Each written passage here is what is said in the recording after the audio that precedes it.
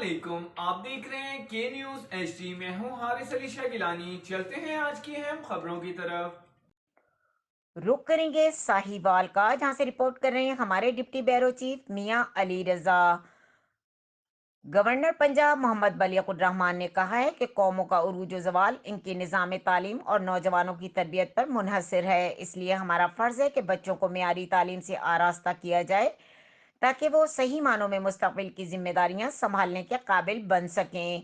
یونیورسٹیوں کو تحقیق کے شعبوں پر سب سے زیادہ توجہ دینی چاہیے، کیونکہ تحقیق کے عمل سے گزر کر ہی نوجوانوں میں سیکھنے کی جستجو پیدا ہوگی۔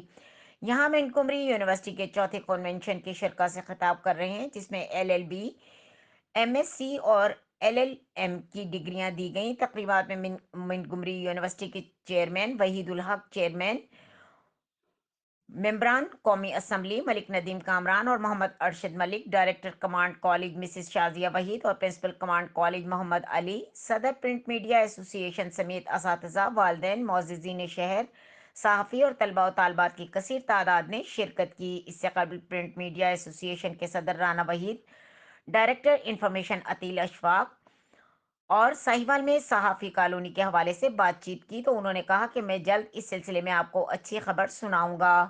گورنر پنجاب نے کہا کہ حکومت کو چاہیے کہ اعلیٰ تعلیمی اداروں کو زیادہ سے زیادہ فنڈز فراہم کریں تاکہ ان اداروں کی ریگنگ میں اضافہ ہو اور فارغ التحصیل ہونے والے طلباء و طالبات صحیح معنوں میں ملک کے لیے مفید ثابت ہوں۔ اس سے قبل chairman command group of colleges government Punjab اپنی تعلیم کے مسائل سے آگاہ کیا، جس پر انہوں نے کہا کہ حل کرنے کی یقین دہانی کرائی۔